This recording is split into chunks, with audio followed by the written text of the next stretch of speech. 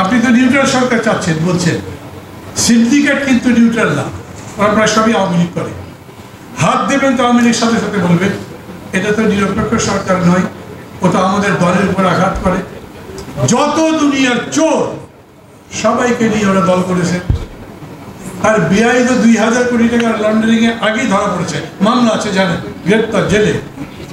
এখন হয়েছে এস আলম, আরো কত আলম আসবে। নিউজ হয়েছে না 11 জনের নামের লিস্ট করেছে আমেরিকা, তাদের নামে তারা সম্পত্তি বাজেয়াপ্ত সহ যা যা রেস্ট্রিকশনই দেবে ওদের বিচার করবেন না।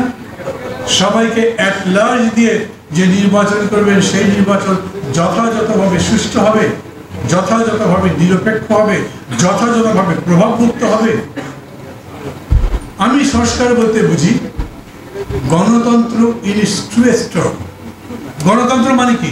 একটা কৃষক তার সার পায় না, তার বীজ পায় না, তার লোন পায় না, 1000 টাকার জন্য পেটের মধ্যে দড়ি দিয়ে, কোমরের মধ্যে দড়ি দিয়ে জেলখানে নিয়ে যাবে। আর এইখানে $1 বিলিয়ন পাচার হয়ে যায়, তা নিয়ে কথাই বলেন না। আমি তো কৃষকদের পক্ষে দাঁড়াতে চাইব।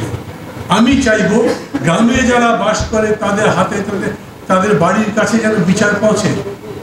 কিন্তু ওইখানে হাসান কায়েম সাহেবরা বলবেন না, ওই রকম করা চলবে না, বিচার ব্যবস্থার বিভক্তিকরণ চলবে না। তাহলে গ্রামের মানুষ তার বাড়ির দরজায় দোরগোড়ায় কিরকম করে বিচার পাবে? এই আলোচনা করবেন না।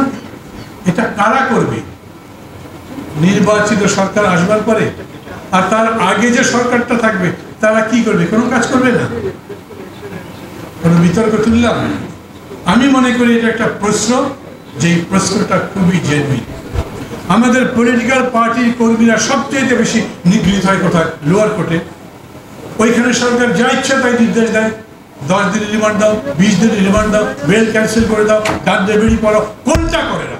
আমি কয়েক জায়গায় বলেছি, বিএনপির একজন নেতা, এখন তিনি নেতা, বিএনপির একটা মহানগরের যুবদলের সেক্রেটারি হয়েছেন, তাকে এত নির্দয়ভাবে পিটিয়েছে, সারা রাত ধরে নির্যাতন করে শেষ পর্যন্ত ক্রস ফায়ার দেওয়ার ভয় দেখেই তার থেকে কাগজে সই করে নিয়েছে।